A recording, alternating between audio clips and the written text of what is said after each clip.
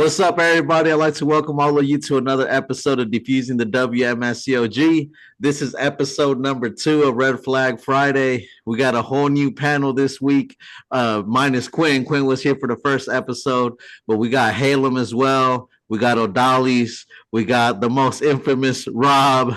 We got Nathan. So yeah, it's good. It's good. It's gonna be a wild one. It's gonna be a wild one. So I'm gonna go ahead and start things off real quick. Something that I think that's been mentioned multiple times over Great Light Studios and a lot of the different platforms that are talk about the World Mission Society is the whole prophecy of 2012. But I was going through my stuff and I actually found my agenda. If you look at the corner, it says 2012, and so I wanted to show proof. If you look at it, on the 14th day of November 2012, that was supposed to be the completion of the Jerusalem temple. Okay. Now, obviously, that didn't happen because it's been what, 8, 9, 10, 11, 13 years since 2012. But I think that it's important to keep bringing these things up, even though they're in the past, because there's a whole new wave of members that are in there who have no idea about these things. These are like urban legends to them or myths. Sometimes they probably downplay them. The church is probably going to tell them that these things never happened. But it's important for the members to know that these kind of failed prophecies have existed in this organization from the very beginning, even from, when Ansan Hong's days, when he was around.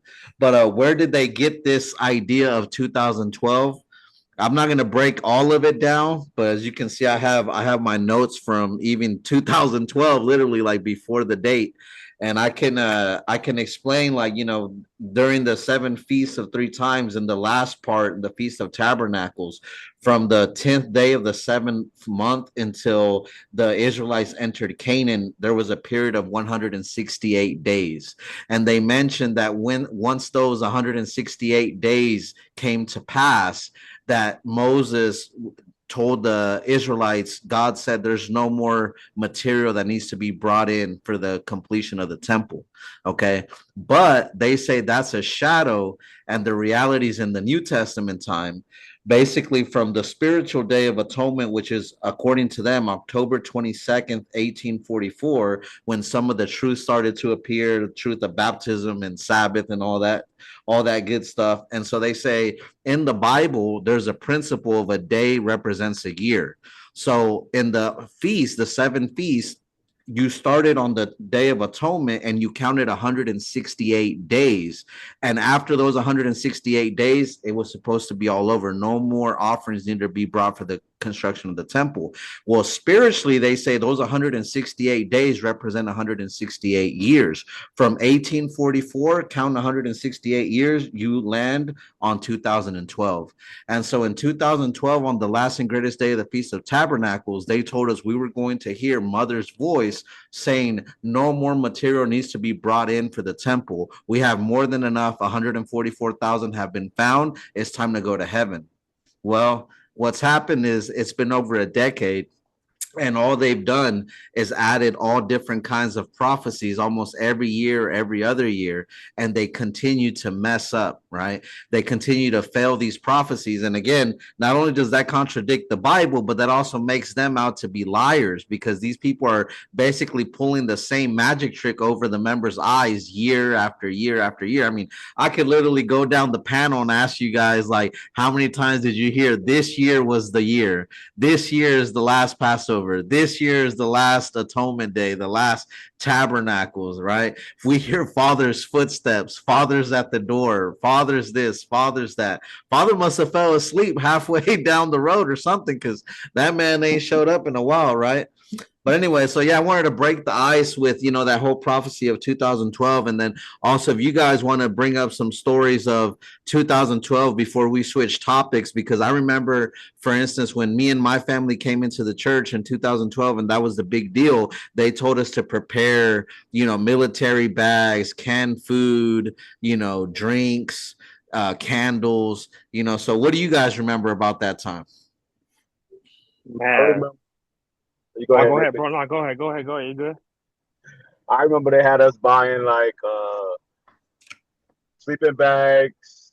Uh, she told us to buy some socks for to keep warm, some thermals. Um, what else? She told us I think some canned good foods. And this is when I just got baptized in 2012, so this was all new to me. And yeah, because she was telling us to buy all that type of stuff, because it might be like really cold once everything started going down. I remember she made a video, and they made us all sit in the sanctuary and watch the video. And she was telling us what all to prepare for. So it was like stuff to keep us warm. We even bought some those sleeping bags to keep warm. We was like, I remember going into Walmart looking for sleeping bag that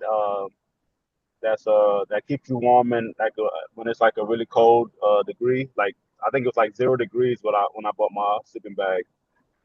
Um, so just pretty much stuff to keep us warm, food, and a lot of water.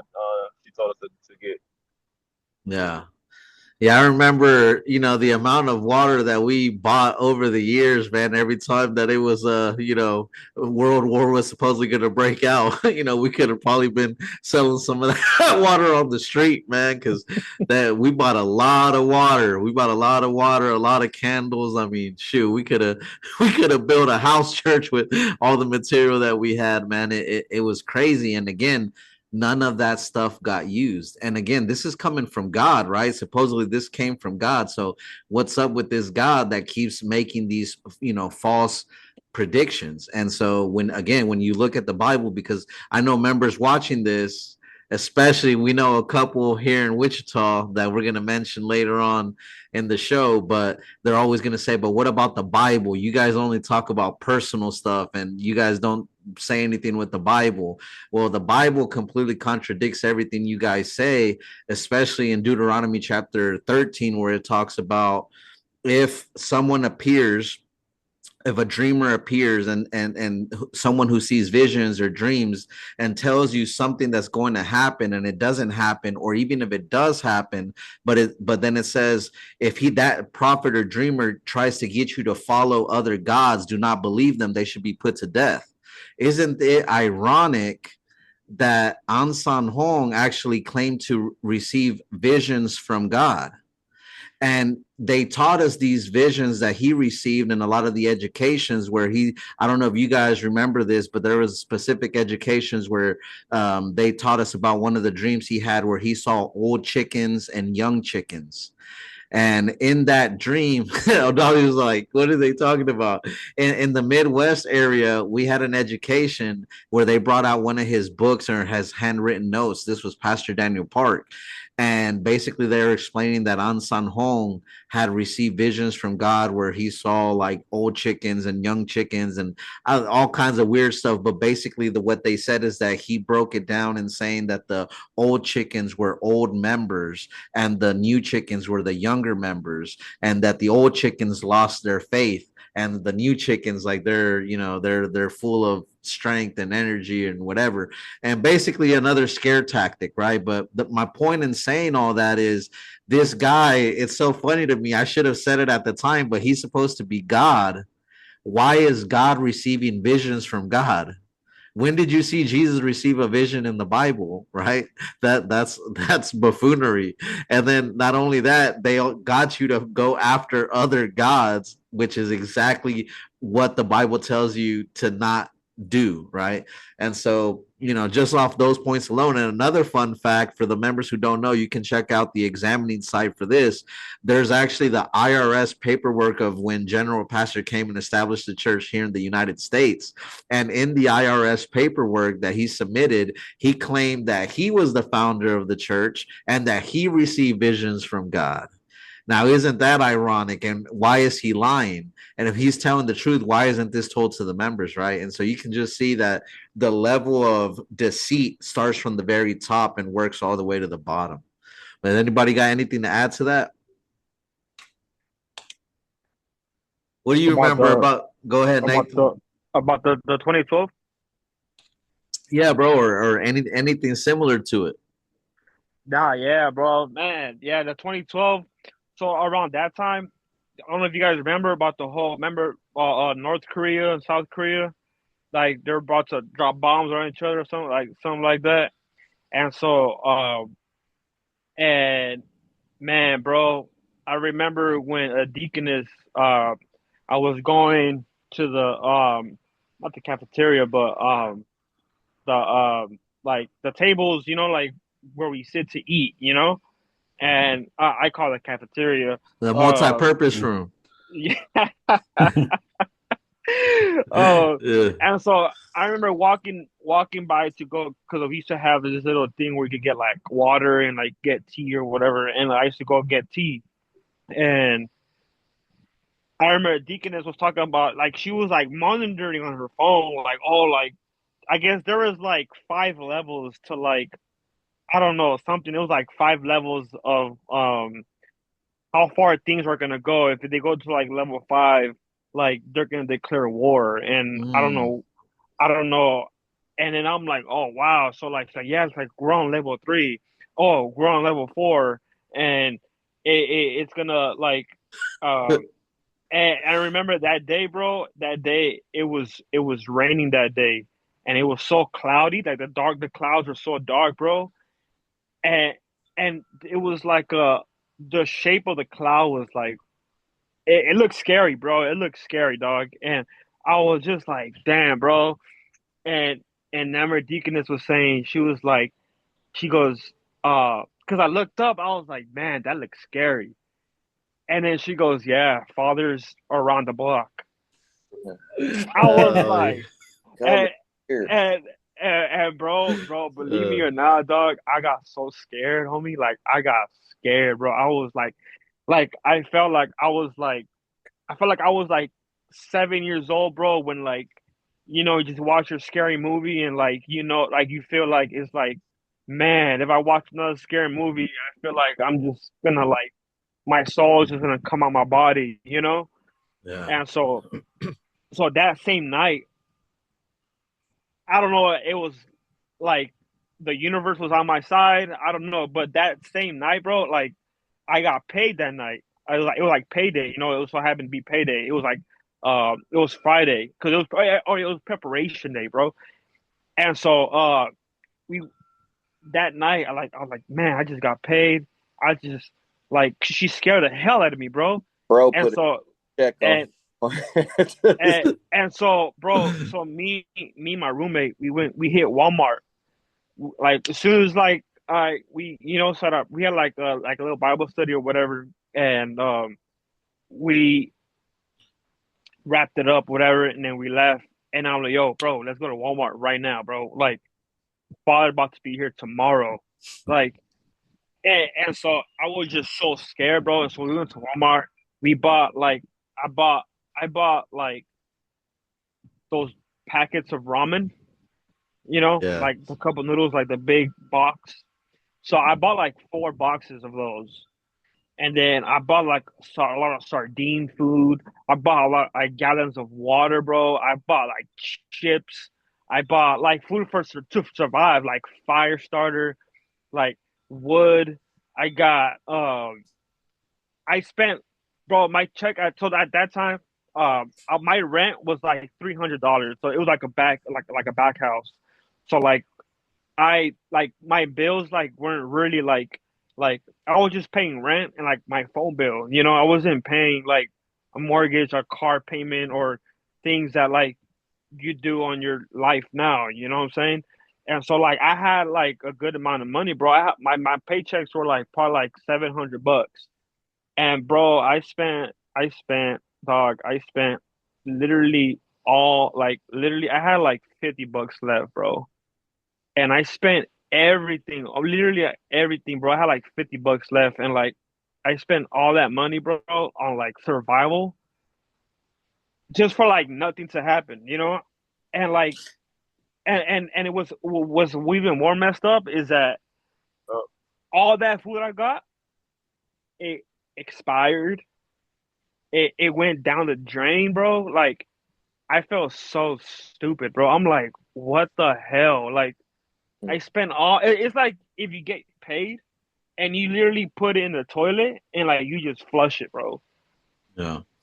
And like I like it was like I was so messed up, bro, like mentally in my head, bro, where I was like, damn, bro, like they they they they they really like got to me, bro, and I was like, and like, dog, man, bro, I could have used that money to like, like Your rent. stretch, yeah, my rent, and like stretch it out, bro, to pay my rent for like next month, and you feel me, and like buy my put some well, I had a car, but then I lost it, and like like and then I commuted in a bike, and like I could have like saved it for like my bus pass for next month, or what I'm saying, like little things, bro. But yeah, I remember that day, bro. All that food that I bought, like all those sardines, all like the cup of noodles I bought, the water that the water, like I eventually like drank it, but like uh it was just so sad, bro, because like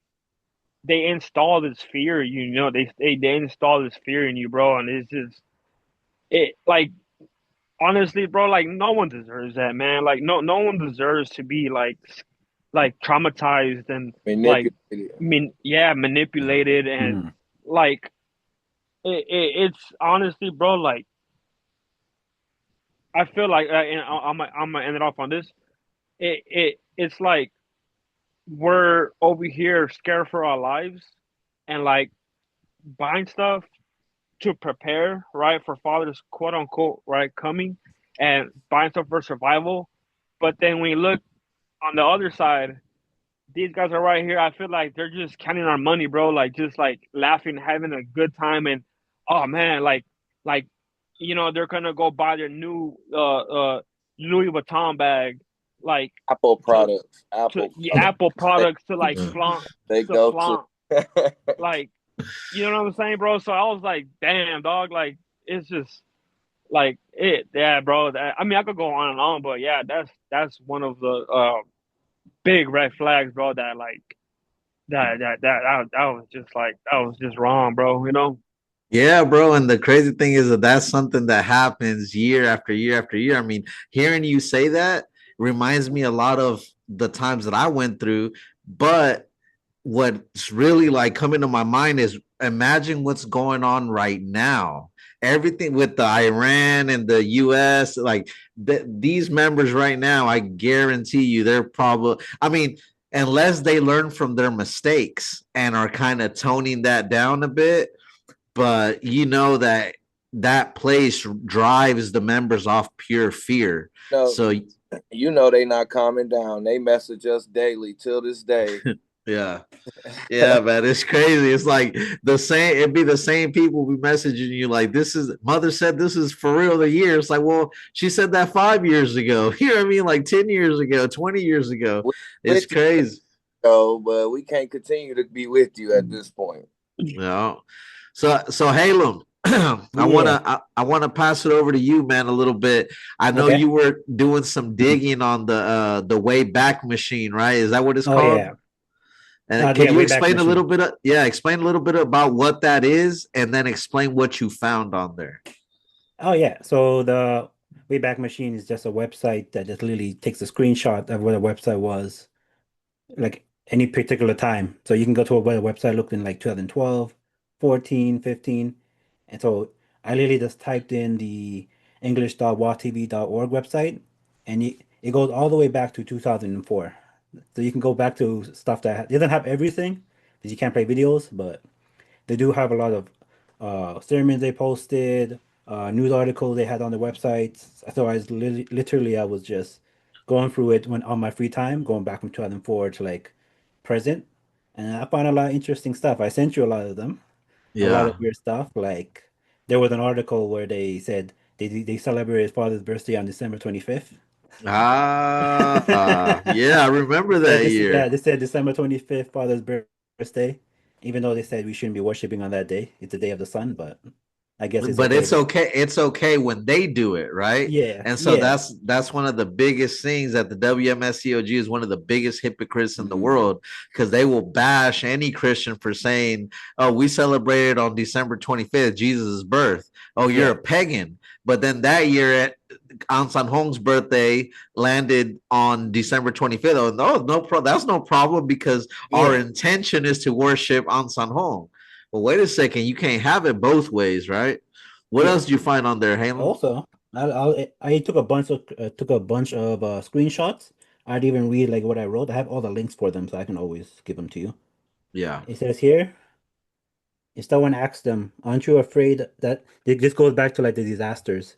If someone asks them, "Aren't you afraid that a disaster like 9/11 terror might happen to you?" Because this was during 2004. They responded with a smile. God has engraved on us on the psalms of his hands, and never forgets us. Therefore, any disaster cannot come upon us. That's what that was on their website, saying they were using 9/11, and then they were also saying no disasters will pass us when they were asked about the 9/11 terror attacks, and they said no Yeah. disasters will come upon us. And But that I was personally, 2000, that was that was 2004. I went back to 2004. 2004. So 3 years after it happened. And I personally know some members that have died to COVID, who have Yeah. gotten COVID. I got COVID. And so it's like the whole thing about them saying any disaster, doesn't say few, doesn't say some, says any disasters will not come to us.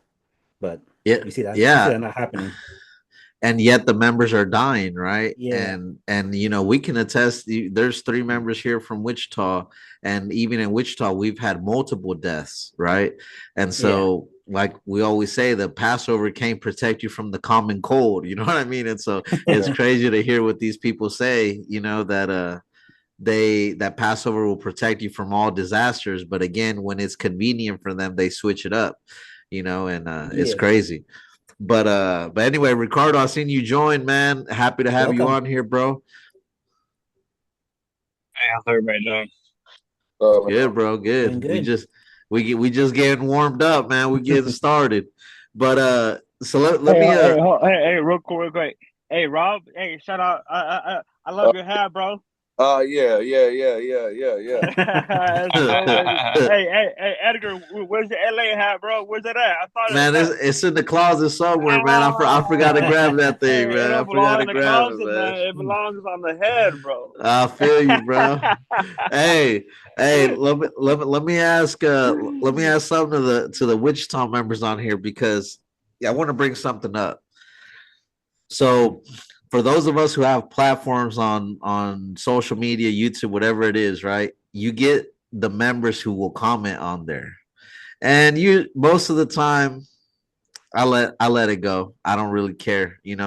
But when it's members from here that I know personally and that they know me personally, let me just explain about. There's this one member there's 2 members who love the center of attention here in Wichita. One of them, his name is Enrique Jr., who actually Quinn talked about in episode 1 of Red Flags Friday, who is actually a known pedophile. He had a child with a young girl in the Zion here in Kansas, when she was about, maybe, I don't know how old she was at that time, 13, 14, 15, somewhere around there. And and he reached out to me not that long ago, and was because he found out I was talking to a member here in the church, helping him get out. And he wrote me something like, God's condemnation is upon you, and you're just making your judgment worse, and this and this and this and that. And I basically told him, you know what, man, how can I take anything that you say seriously when it's coming from somebody who's literally a known pedophile who should be in prison? Honestly, if anyone was to report him, he would go to prison, because the evidence is the child that's already there. And here in Kansas, there's a law that basically states that if it's 13 years, I think it's 10 years, 13 years after the minor turns 18, after she turns 18, if it's within 13 years, you can there's no statute of limitations. So members better be very careful, because a lot of what they do, they don't realize that, what I mean, just because the cult covered you up, in the court of law they will eat you up, you know what I mean, for some of the stuff. Yeah, he's still a member. And we talked about it on the first episode. He's gotten away with a lot of things, especially like bringing in a fruit, and then that fruit of his brought his girlfriend in, and then that brother, the same one, the pedophile, he slept with his fruit's girlfriend. And so all these different things that he did while he was in the church, and he kept getting kicked out, but he kept paying his way back in. What I mean by paying his way back in is like donations, offerings for construction around the temple. You know what I mean? Like the flooring, and he was very boastful about it too, So just shout out to, yeah, exactly, Rob. Yeah, shout out to him, because he wanted to be the star of it. He wanted to be the main attraction. So I'm giving him his shine right now. And the second person on there is Mario. So Mario is a member that even within the church, no one takes that man seriously. Even here in Wichita, not even the church, accepts him.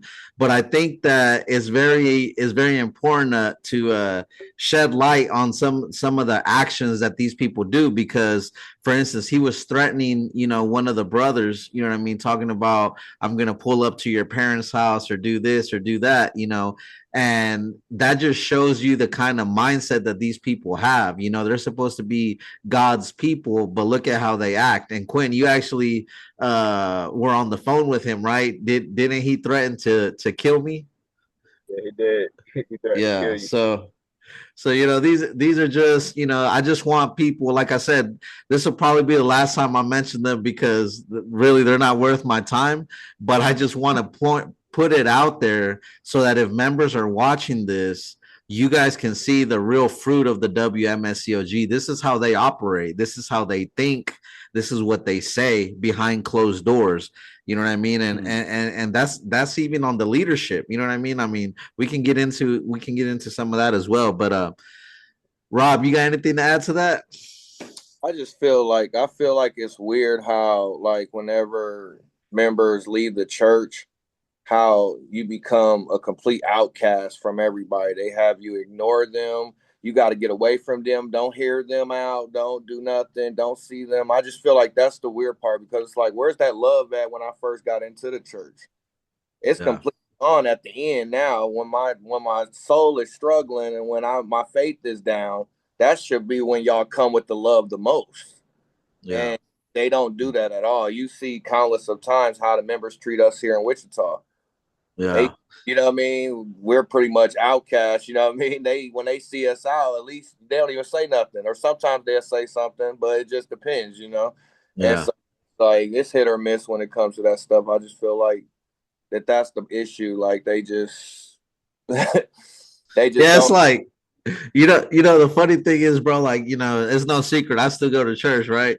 But I've been like, I go to different churches, right? The funny thing is, I can go to a church for a few months and then go to another church with one of my partners, and what the other church that I went to, they're not going to hit me up and be like, hey, yo, why you not come to this church? You know what I mean? Like, you're evil. You left because you love you know what I mean? Like, it's all love. It's only the cults that act like that. Mormons, WMSCOG, Jehovah's Witness, like, unless you belong to them specifically, like, they look at you as you're screwed, you're Judas, you're the devil. You know what I'm saying? It's so weird. It's so weird because it's coming from supposedly a place where mother's love overflows, and they have the heart of mother. And it's like, yeah, you can really see what type of heart she has, because look at how the members conduct themselves, But we touched on something about the leadership.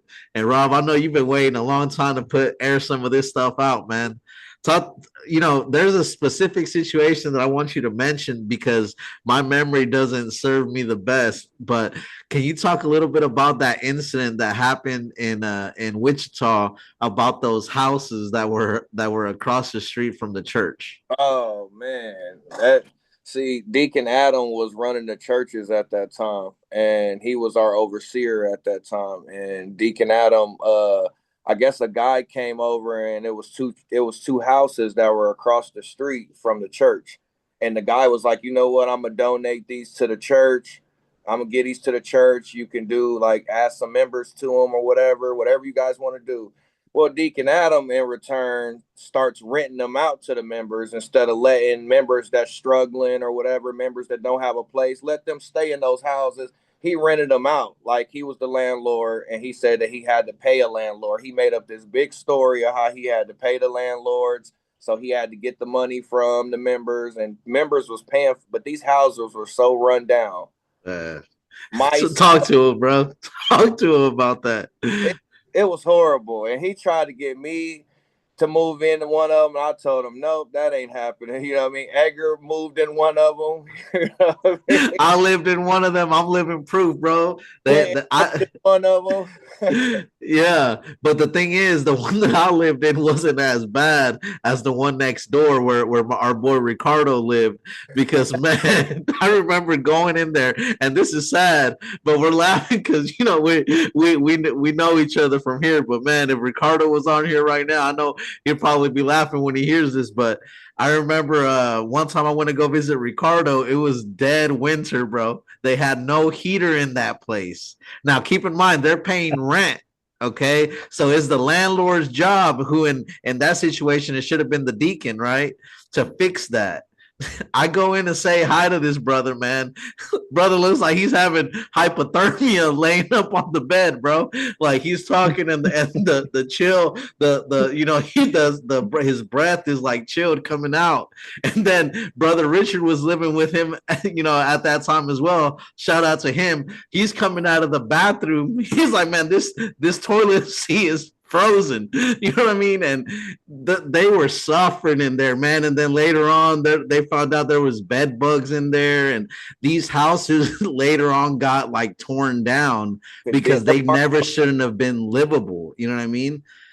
This is what they will have you live in order to exploit you. The reason why I can tell you why they had me move in there, the reasoning was you're going to be blessed because you're living close to Zion, and if disasters happen, you need to flee to Zion without delay. Well, you're right across the street, you know, and you're this is a very big blessing and a very big opportunity. Meanwhile, you know what I mean? You're living rough, man. That house could have caved in on us at any moment. You know what I mean? Like that thing was barely hanging on for dear life, probably by some duct tape or electrical tape, or I have no idea, man. But that house was rough, both of them, right? And it just shows you again these kind of crazy things that we do when we're so lost in the sauce, you know.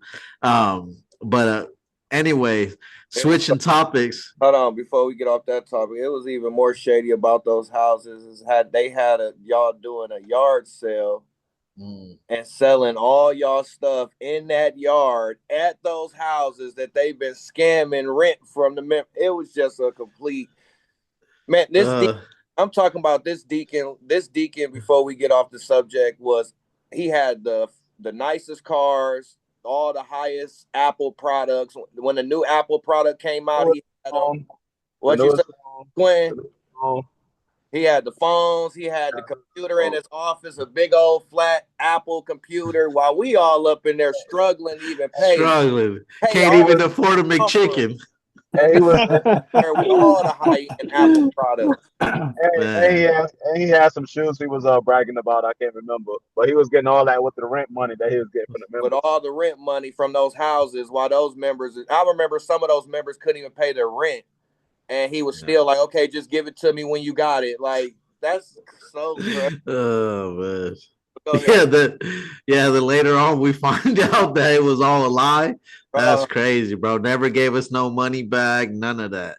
But anyway. I think who on was the missionary, wasn't it? Yeah, missionary. When missionary Michael came over, he told us. Him is the one who told us that he was scamming. That's what's crazy. Like, missionary Michael.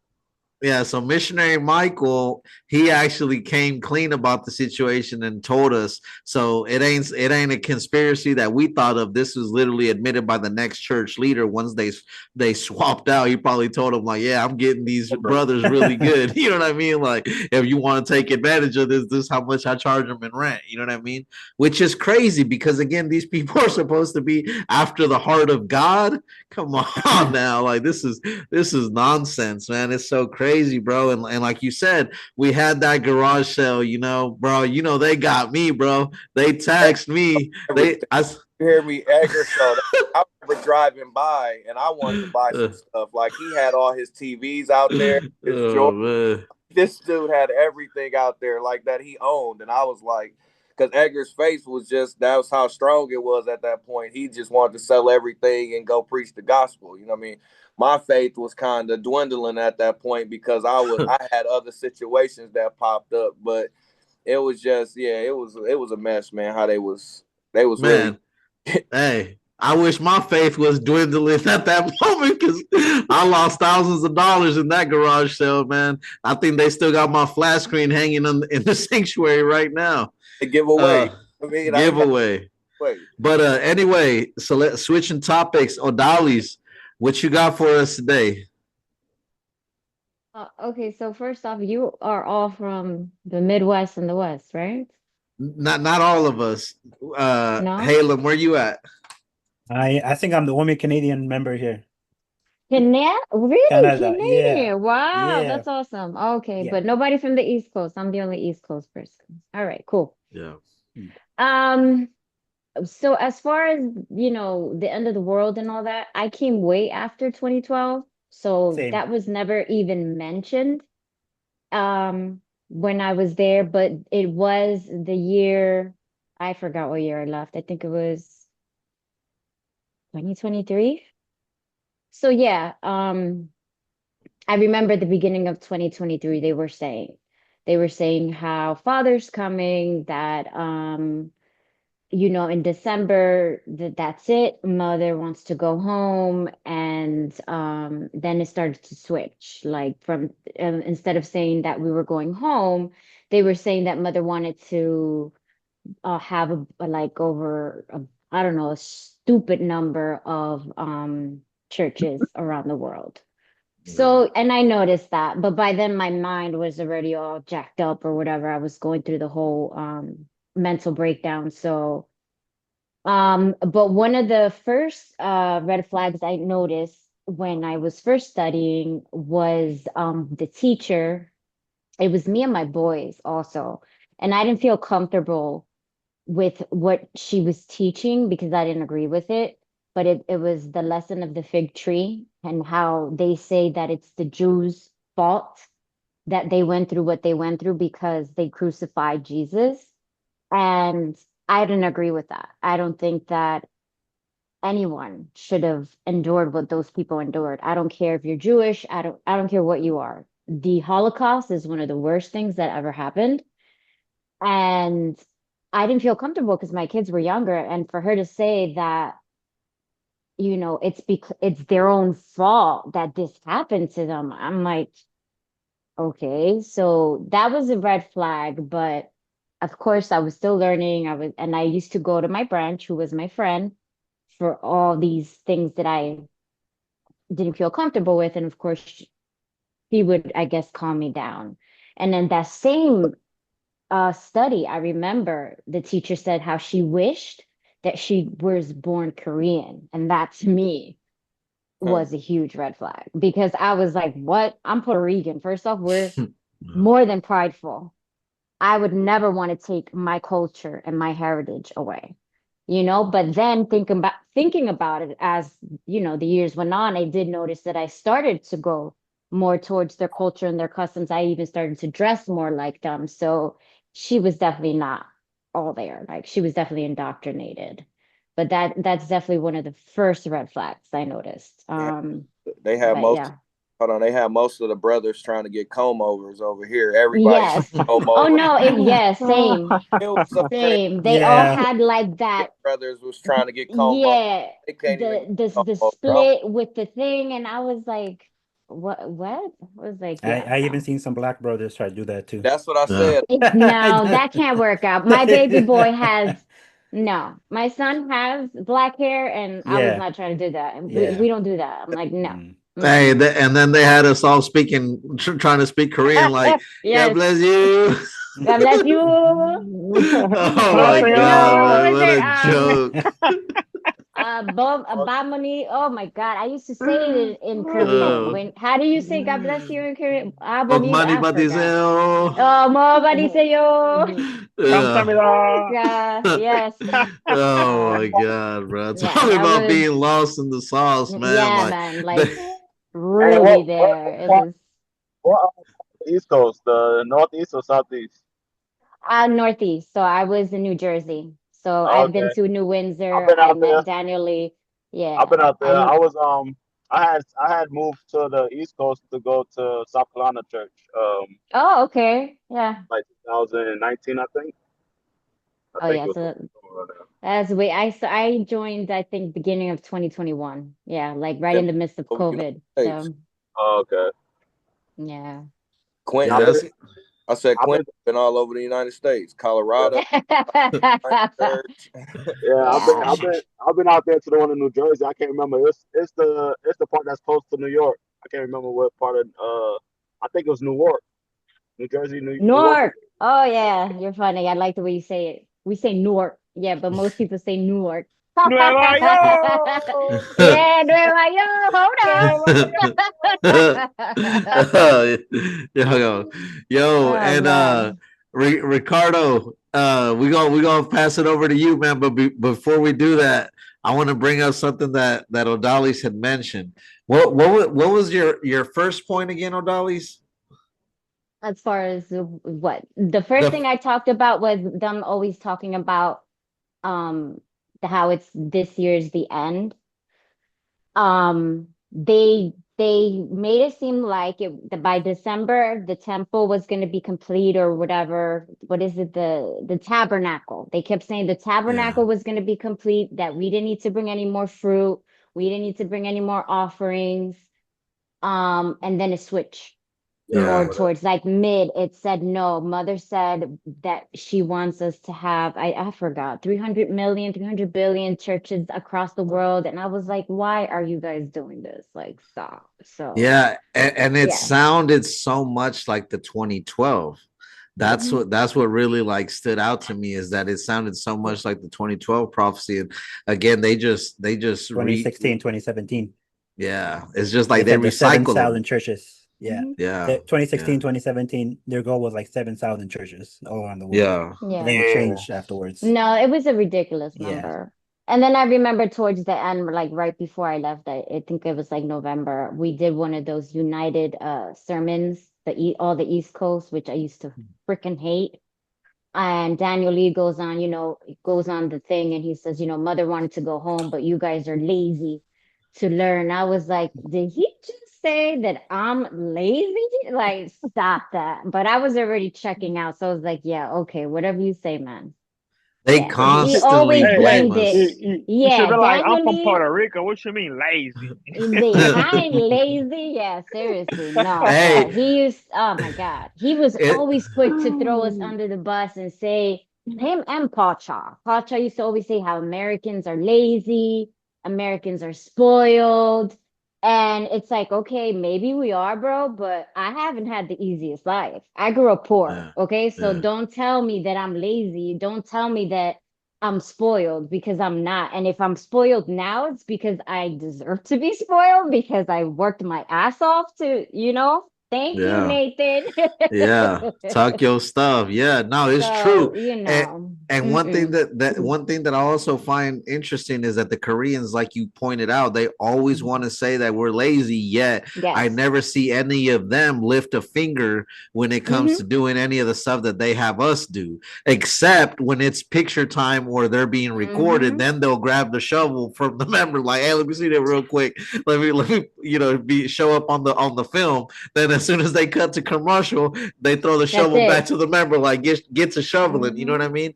But Yeah. now I remember what I wanted to bring up real quick about what you said, O'Dally's. You brought up the Holocaust.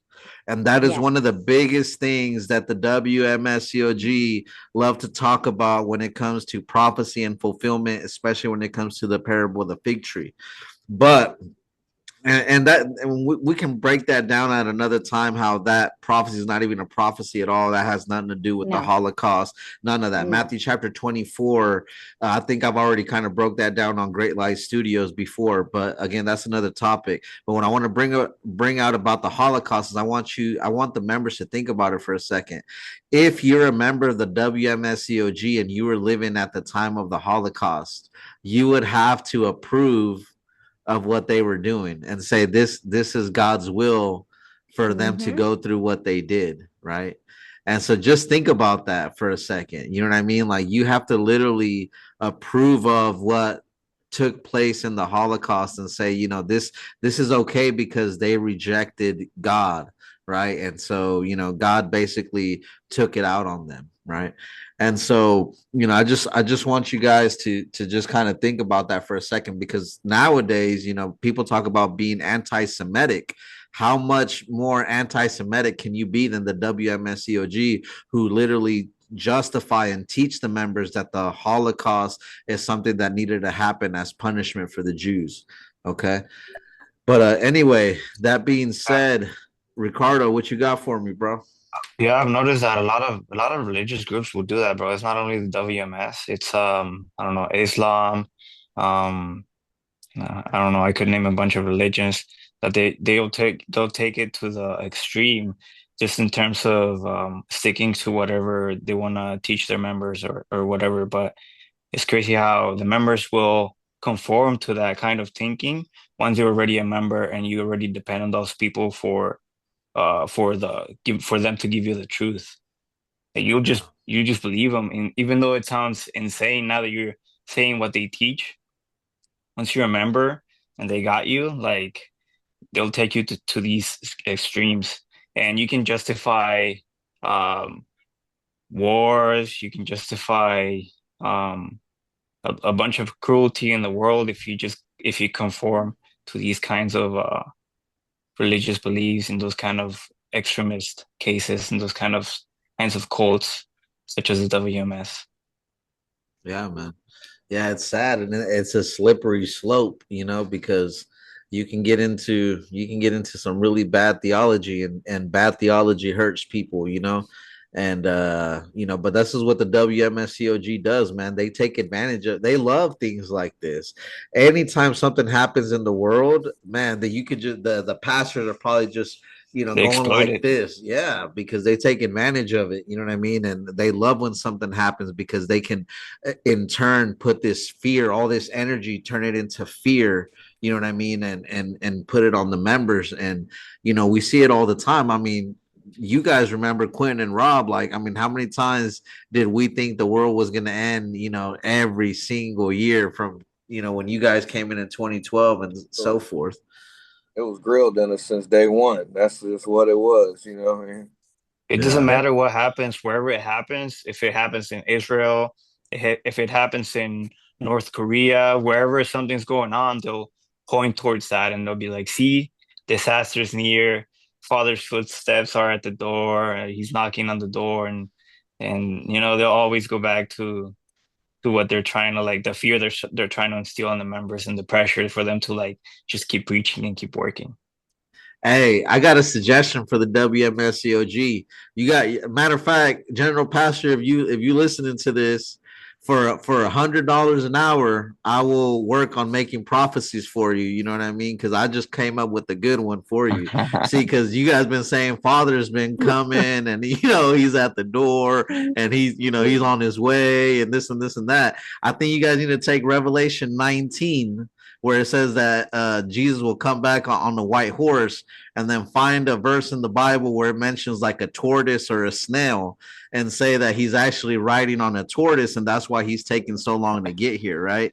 That would make more sense than him coming on a horse, because this man got lost somewhere down the line. Maybe he, you know, he I don't know where he's been this whole time, but he didn't show up when they said. And again, you know, on a serious note, members have to understand it's easy to talk and say these guys don't know what they're talking about. They're just making fun of the church and they're making fun of Mother, and watch, they're going to see that Mother's going to ascend and or whatever's going to happen. But members understand that this is the exact same thing that they said about An San Hong prior to 1988. An San Hong had predicted that he was going to ascend alive with 144,000 in 1988. He didn't even make it to 1988. He died in 1985. And as soon as that happened, they rerouted, and when Zhang Gyojia took power, she's the one that everyone said this. They took the prophecy of An San Hong, repackaged it to make it fit her, and now she's the one that's supposed to ascend with 144,000. The And now problem they're is trying that to deny that. exactly now that's not even going to happen. So who's going to ascend next? General Pastor's going to ascend with 144,000. I mean, it's just crazy, bro. It's so crazy. The next And It's what's not the first interesting, time though. I thought, go ahead. what's interesting is that the new members don't understand this, because once you go in, they tell the story different. So, for example, me, I went in 2017 without doing any research, and as to what has happened in the previous years as far as the teachings of the WMS. So I'm just a brand new member going into 2017. I don't know what happened 2012. So I have to start hearing some kind of rumors or something, or either from members or videos or wherever, for them to start talking about it. And then you'll find out that there was a prophecy that was supposed to be fulfilled in 2012, but they come up with the excuse that the members thought that it was just a completion of the temple and that was it, but they misunderstood. Actually, it was the completion of the temple, and then afterwards there's going to be some inspection, and nonsense. From then they just come up with nonsense. Here's the evidence. Look at the end, right? Yeah. It says at the top of the timeline, after the 168 days, it says Canaan. That's the last word. Now look at the bottom, the completion. After the 168 years, it says heaven, right? We were supposed to enter heaven in 2012. That was the prophecy. It didn't happen. Okay. And since we're on the subject, I've actually been holding on to this information until this episode, because I just heard this a few days ago. So to all the members from the Midwest, or all the members that were in Australia that know about Pastor Daniel Part, that I've mentioned a lot on this channel, who is someone who was the main pastor here in the Midwest Association, and now is proclaiming himself to be the second coming of Christ. Well, I just he's proclaiming himself to be the second coming of Christ, and he's been having people trying to like preach for him here in the States. But I just found out from members that are still inside the church that he is now in Colorado. He's back. So for all those from the Midwest, Pastor Daniel Park has pulled up to Colorado, because he's telling the few members that still listen to him, that God told him he needed to go back to Colorado, and now he's already fishing like deacons and members out of the World Mission Society in Denver to follow him in Colorado. So if you listen to this, Pastor Daniel Park, I know you. You say what? Was he expelled from the church? Or is he still there? After he proclaimed himself to be the second coming of Christ, they booted him. That's from what I heard from in Korea. But I just got confirmed by some members that he's back in Colorado, and he's already taken a couple of deacons with him. And so it's pretty crazy. And if you listen to this, Pastor Daniel Parr, hey, come holler at your boy, man. I want to have a conversation with you, bro. You know what I mean? Let's put that to a test. But anyway, Quinn, what you got for me, bro? I'm like blown away by what you just said. I'm like, not the first time. Not the first time. Man, that boy Quinn was one of Pastor Daniel Park's #1 followers. Did he get to keep his Mercedes truck he used to roll around in all the time? Man, that man used to roll around presidential style. You hear That's me? his cloud, man. That's the cloud he rolled on. That's the cloud, bro. Ain't nothing. to pull up like First ballot Hall of Famer. Yes, sir. Ricardo, what you sipping on over there, bro? I don't know, bro. My mom made me do this drink. I'm right here chilling with my family. That's cool, man. No way I would have been able to do this while being in the cult. I would have probably No have way. to be sweeping the sanctuary or something. Well, Man, Fellowship. what part of what church you was at? You from the west? Yeah. West Coast? Diego branch.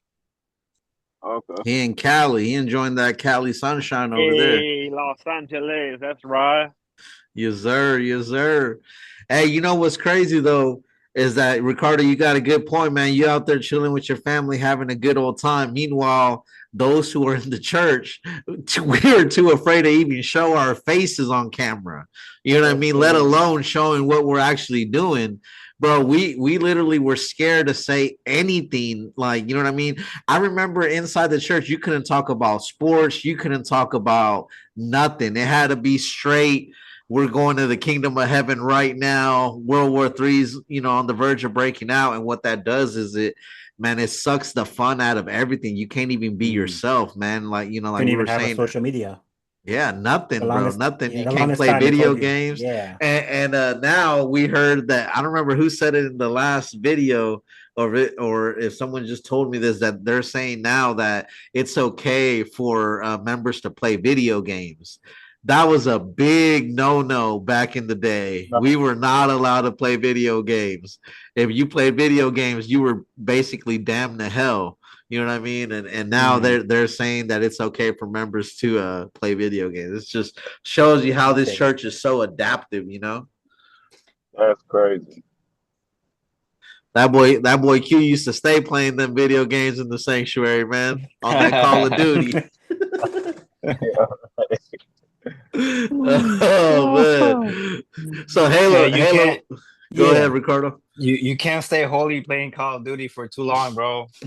Yeah. You rage playing that game. Yeah, that's my boy Rob over there, man. He be raging on the headset. Nah, You definitely do. Oh man, that ain't me, man. Don't listen to me. Rob, you ain't got no more stories? Where do we start? It's too many, man. We was in there. We was in there the heart of it. I came in March. Well, I came in 2000, the end of 2012, but I didn't get baptized until March 2nd, 2013. And man, from there on, it was so much stuff going on in the church. I feel like our church was the most prosperous in the Midwest, or getting there and doing stuff. But we were like the most corrupt too, man, because we had a lot going on, man. Remember, it was an article that came from Korea that said that Wichita Zion is in sleep or something like that. Yeah, it said it like in a news. What is the Elohis magazine? Elohis, yeah, the Elohis. We were in an Elohis magazine, and it said Wichita is in a sleep, and y'all are soon to wake up, or something like that. It said, yeah. It just, man, we were so, it was so much stuff going on with the members, and we already told you about the deacons selling houses and finessing us. Like, it was just a big, it was hey. Man, it was crazy, bro. It was members sleeping with members, sisters having babies. It was Sodom and Gomorrah over here, bro. for real, like. but that's everywhere though, bro. Like I talk to people, all over the world, man, and it's like the things you think is exclusive to like your Zion, it happens all over the place because there ain't no fruit of the spirit. You know what I mean? Like it's all lies there. You know what I mean? So you got people, having affairs. Like I remember in Colorado, a deacon, you know what I mean, got sent to another church with his wife, and then he ended up getting one of the sisters pregnant. You know what I mean? And it's stuff like that happens all the time, in that place. And it's just crazy. But the thing is, they don't ever talk about it, right? And like, what's up, Odalis? Let me know. Before we change the subject, I know you guys said that they're allowing video games. When I was there, video games weren't allowed. Worldly music wasn't allowed. Definitely not. And then for the kids, they even stopped letting them watch Disney, because you know how Disney now is more LG, I don't know the whole thing. Yeah. You know, friendly. Mm. So they literally, the kids were only watching like this show about the kids learning the Bible. I was some cartoon, it was so weird. But they even had an entire video, you know, they love their cartoon videos about how music can basically lead you down the wrong path. Yep. And they put some guy, I don't know, it was a rapper, I can't remember who. They put that he, you know, that he had Satan in him or something like that. I And I remember Probably was that P. like, exact Diddy. video. I remember that no, exact video. well, listen, let's not talk about P. Diddy, but it wasn't P. Diddy, it was another rapper. Hey, bring out the baby Yeah, oil. I remember that Puff exact Daddy. video. I remember that. I just Hey. wanted to point that out because that was only 2 years ago. I don't know if they're still doing that, but they made it a point that we couldn't listen to anything that wasn't a new song.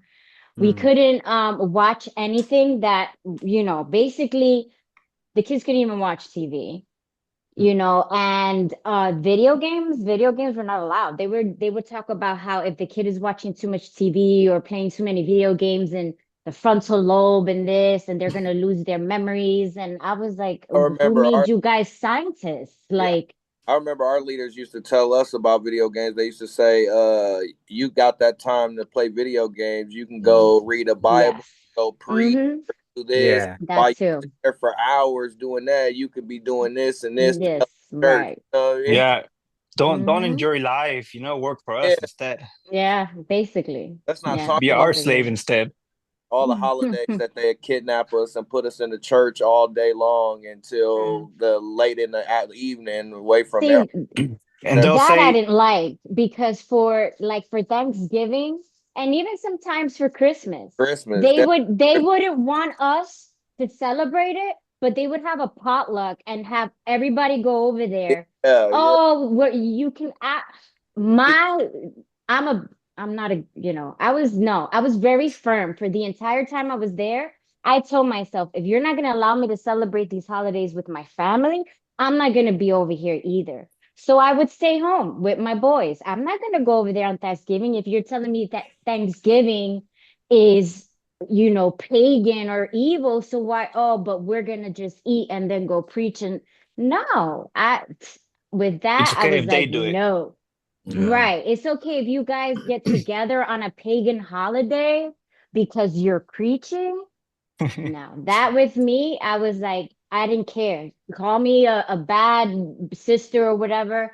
If I can't be with my family on those days, you're not gonna make me come here to be with you. And on top of that, I gotta cook, bring something. No, thank Yeah. you.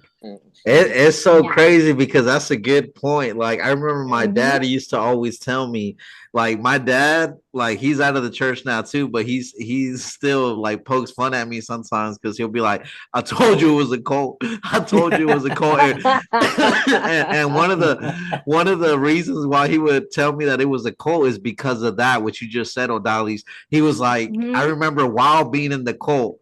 And he'd be like, because my dad was always like halfway in, halfway out. Like my dad was just chilling, and he would just see me being like so lost in the sauce. Like I was deep into it. And so when Christmas would Yeah. come around or Thanksgiving would come around, he'd be like, "Hey, we're doing something over at your brother's or at your sister's or whatever." And I'd be like, "No, I can't. You know what the church says about it, and we're gonna have Mm-hmm. like something at the church." And he's like, "Why? Every time Mm-hmm. it's a holiday or a birthday or something, they always make something at the church. It's like if they're trying to keep you away from your loved ones and your family to keep you on the program and on the script. They always find Exactly. something for you to do to occupy your time on the days when normally members would spend it with their families or loved ones." Mm-hmm. That's why Exactly. they say no internet. They say don't go to the internet. Don't talk to Mm-hmm. old members because they want to keep you on track. They don't want you to lose focus Mm-hmm. at all on what their goal is, you know? Yeah. Yeah, it's all a scheme, man. They just trying to get numbers, you know what I mean? And it's an organization, bro. Like, I mean, honestly, when you really look at it, how can you not Mm-hmm. see that it's an organization? I mean, I get it because I was in that boat where I didn't want to see it, but at some point, how much evidence is too much evidence? When are you going to realize like that everything that they're doing, this is really how you think the early church operated? Like you had an apostle taking attendance, like, oh, he's late. Let me, you know what I mean? Like, oh, he didn't tithe. You know what I mean? He didn't write a letter to Jesus. You know what I mean? Like, You this look is funny doing that, crazy. Edgar. That's funny. Right. Remember, Yeah. Edgar, remember when we were in that meeting with to get back into the church after an episode that happened, and we Yeah. get eating with Daniel Park when he came to Wichita, and he came with missionaries. And remember when I kept saying like the church, and he said, "Brother, this isn't a church. This is an organization." He said, Yeah. his own Daniel Park said that. He said, "This Look is at that. church. This is an organization. Why you keep saying church?" And I was so confused. I was just like, I don't know, man. I'm like, this is a mess, man. I'm like, Yeah. But it's true though. Ain't it crazy Mhm. how even amongst the lies, you know, he admitted it, whether consciously or not, you know what I mean? Like that it's an organization. And that's literally what it is. I mean, think about it. Besides everything that we said already, you know what I mean? Like everything that they do, the way that they function, even preaching. Okay, compare early church to this church, right? Early church, Jesus says, go out into the world. This church, mother says, go to the gated communities. Mother says, go to the Uh-huh. universities. Mother says, go preach to the presidents. The Mhm. why, right? But what? Oh, but don't preach to a homeless man. don't Don't bring preach to a prostitute. service. Do not bring no homeless men in service. It's so Mhm. It's all about crazy. numbers, bro. It's all about numbers. Would you guys do the freaking simple and connected Yes. I used Yeah, to preaching or hate yeah. that, Ricardo. Oh my Oh gosh. yeah. Was What that? I is used to that? hate it. The This is when I had simple, the simple I- preaching, the connected preaching, and then yeah, the yeah. one, you know, what counted Yeah, as a simple, what counted as a yeah, connected, and every yeah, freaking few months it would change, and they would have this huge PowerPoint, and I was like, what is this? Why can't we just go talk to people? It was, Yeah. oh my gosh. And then every member had to meet a goal depending, like if you were yeah, a lay member one, lay member two, if you, it was just like non-stop. I used to hate that so much. yeah. I remember that because we used to have to do it on our phone. I didn't ever Yeah. do it though. We used to have to record it on our phone. I didn't. I feel like I was like, this is too much. Like You I'd doing rather in just South preach. Carolina? It was a lot. It was in Wichita. Really? Yeah, Edgar, that? I don't remember I that. don't remember it either. No, we did it I here. remember, We did it Really? here. I remember Yeah, it. we did. That was Non-stop preaching And, something festival. big. and then Yeah, Back to and and back the to then back. festivals. Yeah. and you had to like mark who you preach with, like put the Yeah. brother Yep. name. Yeah. Yeah, You I got Yes. remember they that. had the app. It was the app. I forget Yes, Yeah, what you it's had to do called. it through the app, and then Yeah. you had And to I find the let person go. that you were preaching with. Oh my yeah, gosh. remember the app. Woo. I remember the app. I just I Mm-hmm. didn't think I started doing Yeah. that in 2019, 2020. Something okay. like that. Right Yeah. before Yeah. Hey, Yeah. y'all ever remember hearing like them saying like the we're living 2000 years removed from the early church, the Holy Spirit is 7 times stronger. And All the so time. when the early church, when Peter went out and preached a sermon, 3,000 people got baptized. Mm. Man, you ain't never seen them get even close to that. You know what Nope, I mean? never. Oh, If remember that video that they had us show, and General Pastor was somewhere in the Philippines or something, and he had that big old swimming pool full of people that he was baptized Yeah. one time. Remember, and he was walking around the whole pool. Remember, it was like a uh big pool. So I don't but know. but hold on, but check this out though, Rob. Did they get preached to on the fly, or Right. did they prep Oh, them in order to get baptized on that day to catch it on camera? that's what. Because they all Mm. work the same. Yeah. Pastor Daniel Yep. Park did the same thing in Colorado when he knew that all the churches were going to gather there. He had all these people that were studying and getting ready to get baptized. He prepared them for that day so Yeah. that when we recorded it, it looked like a massive baptism, right? Yep. And then always 90% of the people that get baptized don't even come back a second time. You know what I mean? Yeah. And so I could just imagine, General Pastor doing something like that. You know what I mean? Because he's boring, bro. Let's just call it what it is. Let's call a spade a spade. Those morning services sucked.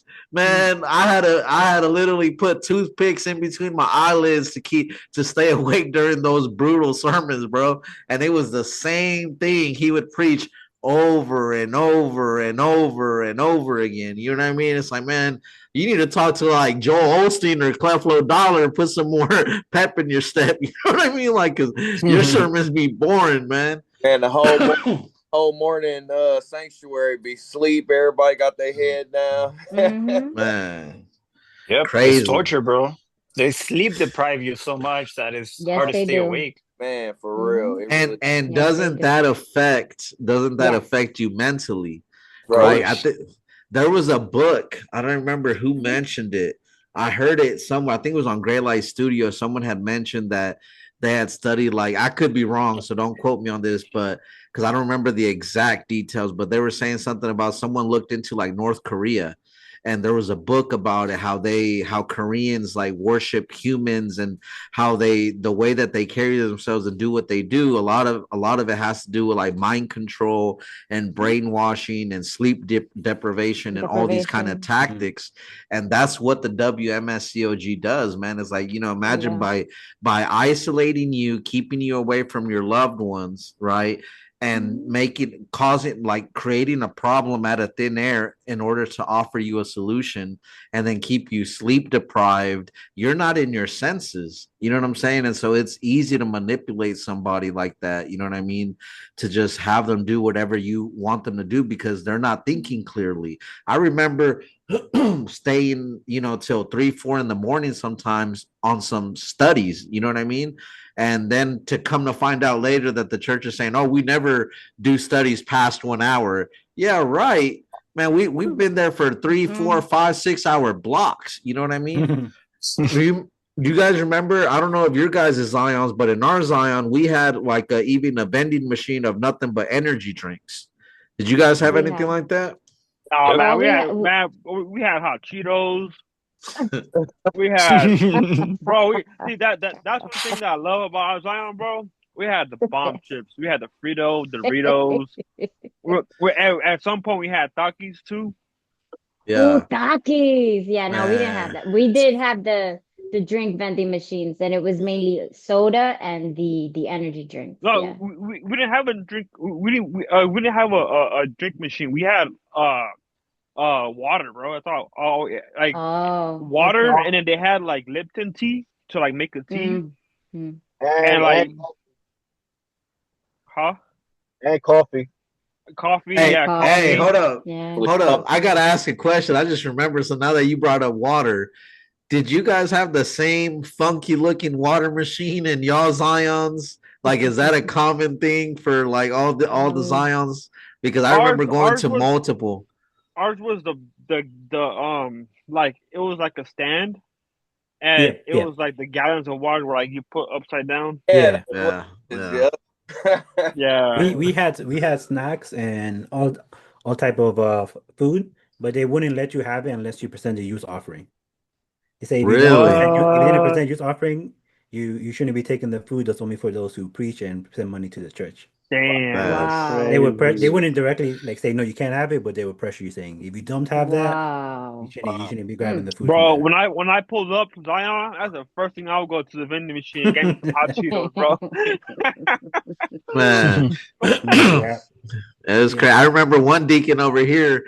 He put Deacon Dane. He put hey, he's cool though. I like Deacon Dane, man. Even though he used to get in trouble all the time. Shout out to Deacon Dane. Yeah, Man. shout out to Deacon Dane. We know you probably don't like us, because we talking against the church, but you need to get up out of there, man, because you funny as hell. Dude was a comedian, bro. He was a comedian before It made me they snort. brought him Mm. before they brought him into the cult, man. And he was a cool guy, still is a cool guy. But hey, remember when he had bought a vending machine for Zion energy drinks because he loved his energy drinks. And then when they moved him to another Zion, he said, "Oh no, this energy machine coming with me." He packed that thing up in the truck and took off. Deacon Dane, the real one. He couldn't even fit it on there, but he made sure he brought it. Man, He put that thing on the top in haste. Oh man. Man, you So were talking about, hold on, you were talking about sleep deprived, man. I remember that time when we all went on a seminar to Denver. Remember? I remember we went to a seminar and we was, man, talk about sleep deprived. Everybody was so worn out and they had to stay up all day and do this like classes and these courses and getting their different sermon books passed, and we ended up like, well, I started it first. I went up there into the band room because that's where all the Wichita Zion was like staying at, sleeping on the floor in the band room at this big, massive Zion in Denver, Colorado. And so I go up there and I just barely lay my head down and I'm knocked. I'm like passed out, man. I forget about the seminar. I forget about. And next thing you know, when I wake up, it's because Deacon Adam up there. And when I wake up, I see like 4 more members, like all brothers, knocked out right next to me. You know what I mean? So they thought the same thing I was thinking of, you know? And Deacon Adam's up there and he is furious. Man, you guys are making me look bad. All the Wichita Zions up here sleep while everybody's down there doing their courses. We were just so worn out, man, that we couldn't keep our eyes open, man. Like, it was horrible, man. It was so horrible. yeah, bro, it was bad how they had us, bro. And again, you know, I mean, it's very easy to indoctrinate people like that when you're so sleep deprived like that, man. And you know, I feel like a lot of the reason why they did is because the leaders, most of them, the ones that did those, you know, all nighters, they didn't have to get up the next day to go to work. We did. Right. You know what I mean? Mm-hmm. And so it's easy to stay up all night when you can recover that sleep, you know, as soon as you hit the bed, but not the members, you know what I mean? And I remember losing jobs, you know what I mean? Because you'd call in like, man, you know, I didn't sleep last night. Ain't no way I can function at work. So you call in. Now I remember one time I was my cousin, shout out to my cousin Q. You know who I'm talking about. He don't like me. He's a deacon in the church, but I still love him. Hope he gets out one of these days. But we were at work one time, and I remember he was like he was in the skidster, like a little bobcat, little machine, and the manager went over there because he saw the machine wasn't moving. And he goes up to the window and he sees my cousin. He's knocked out cold, right? Because we had just like, I don't know if prayer week had just ended or what had happened. And the manager knocks on the window, and my cousin opens the, you know, opens his eyes and he's like, "Hey, don't pray so much." But he wasn't praying. He was really knocked out cold. But because they knew we were in a cult and like they knew we had like specific prayer times and stuff, he thought that he was in you know, in deep prayer. Meanwhile, my cousin was knocked out in the skidster. But that's just, you know, another example of like, you know, sleep deprivation. And you know, I don't know who had the story. Maybe O'Dolly's. Maybe you know a little bit more information about this. But there was a story of someone who, like a family that died after driving from, you Yeah. know, the Yes. Yeah, that Zion. I was saw that article. Yeah. that was the family died, and I think only one of the little boys survived. And more than He passed away likely, too. oh, he passed away He was in too. the Oh my hospital for gosh. a little bit, and then he Yeah. died eventually. Yeah, it was very Yeah, sad. but they all passed, and it was, I think, the Day of Atonement. I'm not sure. I know it was a feast day, and that's exactly what happened. They must have been so tired. The father must have been so exhausted that he fell asleep behind the wheel. And Oh wow. yeah, that was very sad. That was very sad. Yeah, it's And sad. those are the Yeah. sobering moments when you Yeah. realize, you Mm-hmm. know, like, you know, all joking aside, like how dangerous a place like this really is, you Mm-hmm. know. Yeah, Yeah. yeah. And honestly, bro, those people, they have that blood on their hands because they're Yes, they responsible do.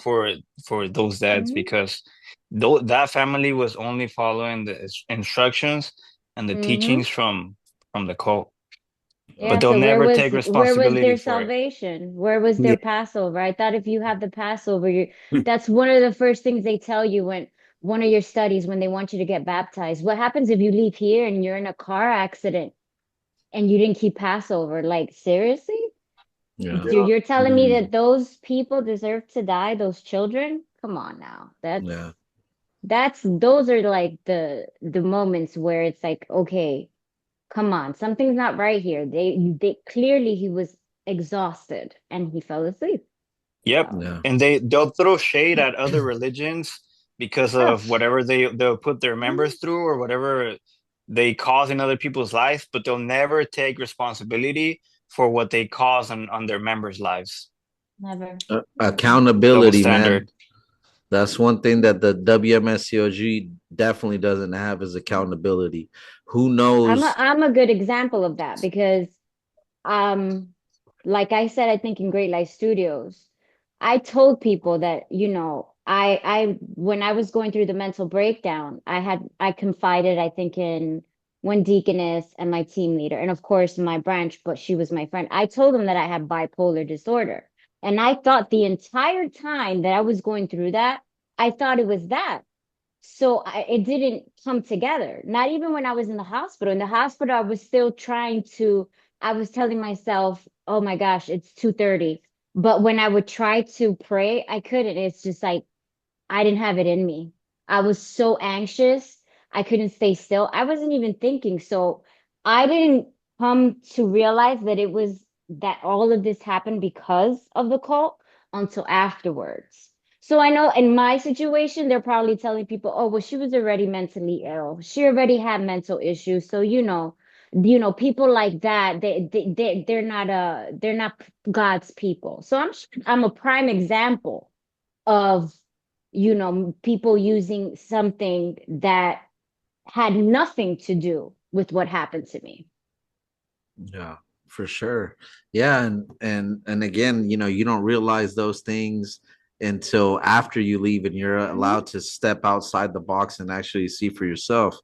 But Nathan, I seen you got to get going, man. So yeah, I'm gonna let you finish up your points, and then we can go ahead and wrap things up unless anyone else has something to say after this. Yeah, for sure, man. Yeah, just real quick. Yeah, I gotta go eat. But yeah, bro, just two things. Um, one of them shorter, the other one's a little bit long. I'll get the short one out the way real quick. One thing that was really weird, and very like strange was that like how the tithes and offerings was like there was always like a record, like they kept a record of that, and like that was very strange. And because like when you go to like any church, even I mean, I think the Catholic Church, but I haven't been there since I was a kid. I don't know if they even do that, but if you go to like any church, bro, you give them tithes and offerings, like $1, $5, $10, etc. Like, dude, like they don't keep a record of that. Like, they don't have an envelope with your name on it, with like not one but two envelopes of like every time you're putting money in there, like they put your name. I mean, your name's on the envelope, but like they put the amount that like the amount that you put each time you put it in the envelope. Like that's like a super duper like ooper red flag, you know. And like 100%. that that like never and like will never make sense to me, because like the fact that they have to keep a record of how much money you're giving them is, it's like that's like beyond me, you know what I mean? And like I'm sure y'all feel like that, but like that's just something that's not talked about a lot. And like it's like, They yeah, got man, that's just like they that's know, just like crazy, you know? gotta know who's faithful and who ain't faithful. That's what it is. They gotta know who's paying the big money. Yeah, brother.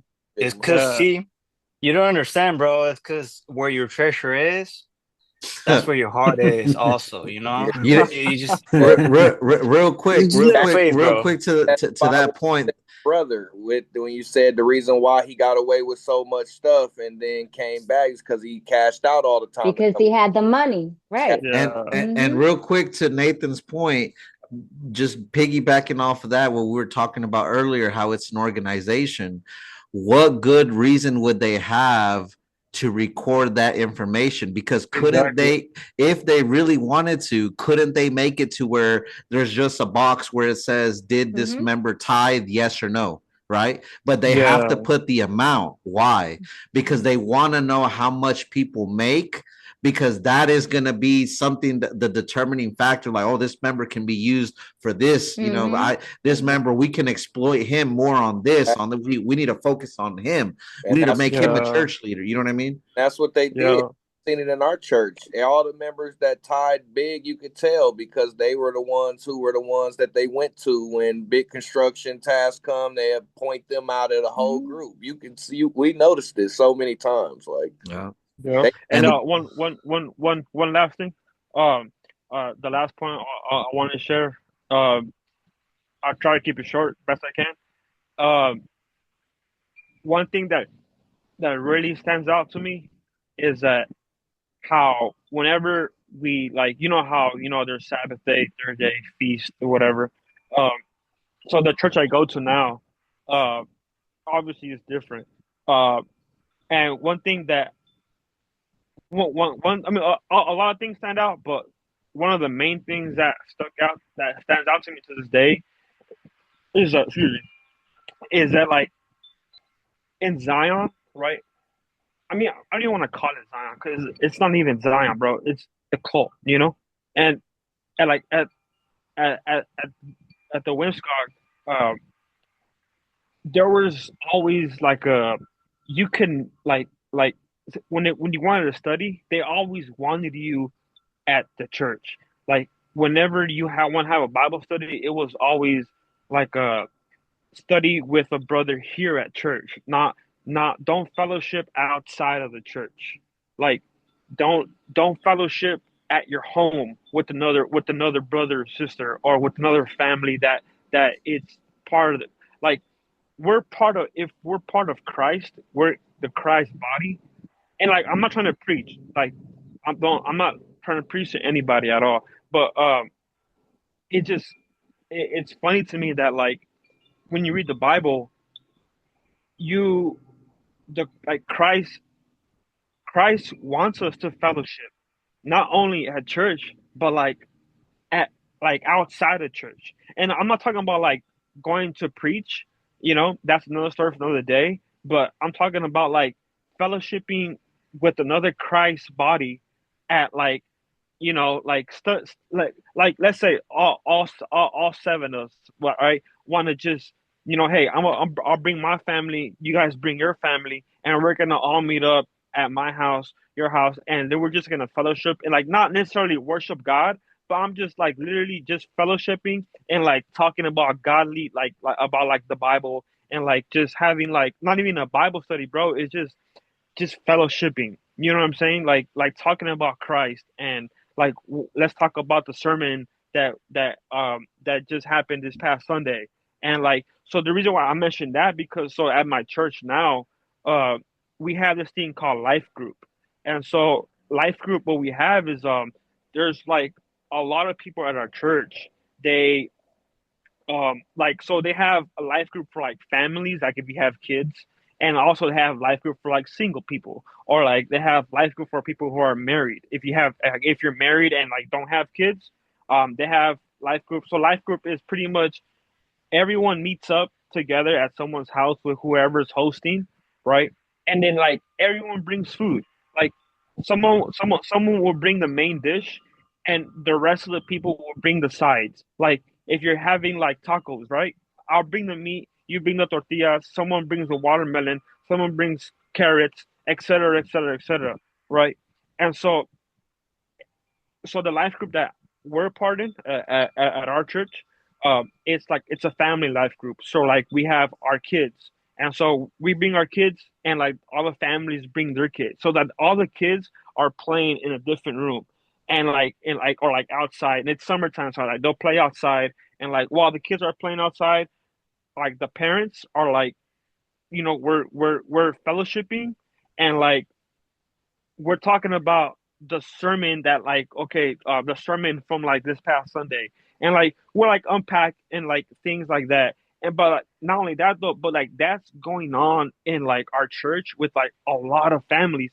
And like there's times where like, actually one time when there was like a disagreement, right? And there's disagreement, and not only that, like the conversation was like it wasn't like unhealthy, but it was like it was like kind of like um we were just trying to like, I guess some people have different opinions on certain things, and there was a disagreement, but at the end of the day there was never dissension. There was never like oh man, just because I think this way I'm gonna um the WMSCOG, they say, oh yeah, I don't want you, we can't poison each other. If I say something wrong, I'm gonna poison you with something different, and like that's gonna cause you to fall off. And so, with that said, like even though there's like disagreements, and that's not all the time, because like it's okay to have disagreements. And at the WMSCOG, it's like that's not a disagreement leads to like, oh, you can lead someone to fall away and blah blah blah blah blah blah blah blah blah. And so it's just amazing, brother, that like at at the church I'm going to, that we can fellowship outside of church and like discuss like about like what happened this past sermon, and like we we literally we're there for like 3 hours. So, like we will eat for 1 hour. Like we're not talking about God for 3 hours, obviously, but we'll eat for an hour, and then the other hour will um like fellowship and like talk about the past, the like about the sermon. And then the third hour is like some families leave, some families stick around, and like the kids will play more, and like we just like just like talk about like life, bro. Like talk about like not even like God. Like we don't even talk about like things that are like the sermon. We just talk about like, anything, sports, and like and it's just that like we can't have like that at the WMSCOG. Like that's And never allowed. I don't You mean to know? cut you off, but I like one big thing you said. The kids are playing. That Yeah, does not happen at the WMSCOG. yeah, The absolutely. kids are playing. That's amazing to me. Yeah, That's and amazing because at the WMSCOG, the children weren't even allowed to go outside. It was yeah, always in that tiny little building. And yeah, kids need to go outside and run and actually dude, play. it's And they did not absolutely, have that. yeah. And that's And it. like I'm sorry. imagine if they had that at the Mm-hmm. WMSCOG, oh hell will break loose. You know what I'm saying? Mm-hmm. Hell will break loose. And like that's not biblical, man. Like honestly, bro, I'm not saying like like I don't remember a lot of things from the church, but one thing I do remember is that Christ wants us to not only fellowship in the church, but he wants us to fellowship like outside the church with like even non-believers. And like that's how you preach the gospel, and that's how you share the gospel, and like obviously the life group is like we're all believers, but what's amazing is that, so I'm gonna end it on this. What's amazing that like we can invite an unbeliever, and they don't know anything about our church. So like let's say I have a friend that's like like a non-believer, and like we could invite them, and like they don't love bomb them, like they're not like fake or all that other extra stuff. They welcome them and like say, hey, you know what I'm saying, like they don't even say, oh, God bless you, what's your name, or like, oh, like this that they're like, let's study sometime. Nah, bro, like, hi, how you doing, my name is, and you know You're um normal, normal, basically. bro. Mm-hmm. Normal You don't have a like Mm-hmm. script to no, recruit them. exactly normal and you know what's amazing is that like if an unbeliever comes, dude, they don't even like asking them questions. They just sit in it. They just sit in into our study, and like it's like it's like organic, bro. And uh, it's just amazing that like our church, bro, never judges nobody, and like they never say, oh, don't bring an unbeliever to our church. Like that's never a thing, bro. And so that's really all I wanted to share. But yeah, man. Very good. Yeah, bro. Yeah, man. Thanks for joining the call, Nathan. And Yes, sir. Yes, and sir. on that one, I know you got to get going, but I just want to say Allah salam alaikum to you, man. Assalamu alaikum. Hey, but yeah, Rob, I hear you got to get going too, man. It's good having you on, All bro. right, guys. Hey, I'll see you guys next time. Okay. All right. Okay, All right, I'll adios. catch you I'll see you, guys. bro. All right, bro. Take it easy, man. Yes, sir. Yeah, so I guess we can go ahead and wrap things up. But to just one of the points that Nathan was bringing up, of as far as what he was saying about the church, I think that what I understood from it is that inside the WMSCOG, you're not free to do anything your own way. It's their way or the highway, their rules that they make all the stipulations. So in other words, you can't be yourself. So I think he brings up a good point. Like I think my parents' church does that too, like where they go to each other's houses and eat and basically just be normal. Being normal. It's not scripted. It's not like step one, walk in and greet them like this. Step two, no, it's you just go in, you're fellowshipping. It's normal. It's a normal thing. WMSCOG, not normal. Everything is scripted. From the moment that somebody walks in that place, the members are already like, okay, activated. God bless you. We love you. Hey, let me show you around. Let me show you the Queen's Award, the President's Award. Who's going to study with him?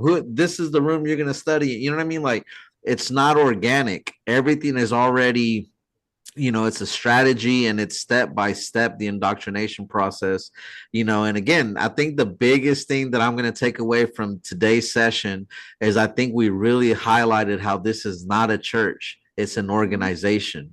And everything about it just screams organization. Everything that they do, all their schemes, everything, it is 1000% an organization. That being said, does anybody got any final words? I do. Go ahead, Odalis.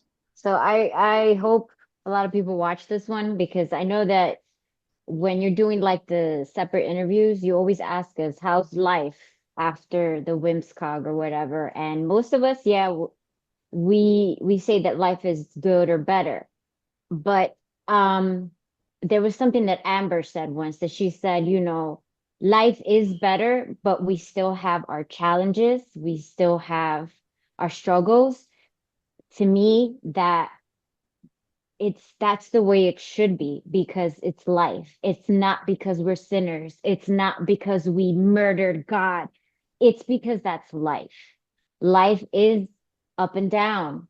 And to those members who are struggling with staying, it's not going to be easy. It's not. When I left, I was a wreck and it takes time, but it does get better. And like you told in other interviews, there's a huge community of us, that you have people that actually understand what you went through that can help you through that. So don't be afraid to leave. Don't be afraid. Just leave. It's not going to be easy. Don't be scared. Don't think that something bad is going to happen to you because guess what? In life, bad things happen. But that doesn't mean that there isn't good. That doesn't mean that you're not going to heal. It's part of a journey that's called life. And you can't say, oh, it's because I left the WMSCOG. Oh, because I'm a sinner. No. Life is what it is, and we have to do our best with it. And it does get better. It really does get better. And you do have your freedom. Like right now, today is Sunday, 6:46 over here in the East Coast. Most of the members are probably still there, probably getting back from preaching to go what? To go eat and then what? Preach practice. And you're not going to get home till what? 10, 12 midnight to wake up for work. You have the freedom to relax with your family, relax with your pets. That's one thing they always say don't idolize your pets or whatever. It's your time and you get to choose what to do with it. So I just wanted to say that because it's not an easy route, but we've all been there. We all have PTSD. We all have times where it still gets to us, but it's part of healing, and we do all get better, and we have each other. So yeah, I just wanted to say that. Well Yeah. Feel said. that. Yeah. Yep. It was good. Well Thank said. you. Anyone else got anything to add? Yeah, I'll just add on to that. Um, Life definitely gets a lot better, guys. The more, the more time you spend Mhm. away from the cold, the more you heal and the more you go back to being yourself. Personally, I just got back to a weekend vacation with my family, something that would have been impossible if I would have had to keep the Sabbath day all day and stuff like that. But there's freedom in Christ, like we have mentioned in our testimonies time and time again. So, I still practice my faith. I still have a relationship with God, which you can do completely perfectly, if not much, which you can actually do once you're out of this cult. You really cannot have a relationship with God if you're gonna be in this cult. God is just not there. So aside from that, it life does get a lot better. I'm able to enjoy time with my family, with friends, do things that I love, and just more than anything, be myself and be at peace. Live with peace in my heart, which is something that I never had while in the cold. So we're not Right. doing this. There's no animosity in my heart. I'm doing this because like a lot of people here just to help raise awareness and just kind of let the members know that there's a life after this being in this group. Life doesn't end because you find out that you lost whatever amount of time you've lost in there. Mhm. If whatever you hear right now or within these videos that you're watching lets you see something and it's making sense to you, it's because there's truth in what we're saying. And you'll be at peace too, just like us, once you get away from what you're dealing with right now in the WMS. So Well said, bro. just Well want to said. encourage people in there. Yeah, man. Well, that being said, I just want to thank everybody that was on today. It was a great episode, man. I had a lot of fun. And to everybody watching, please like, subscribe, share this content, and let's help as many people as we can to get this content, in front of their face so that they can have a chance to leave, man, and live their best life. But that being said, thanks again, everybody. Hope you guys had a good 4th of July, and stay tuned for another episode of Diffusing the WMSCOG.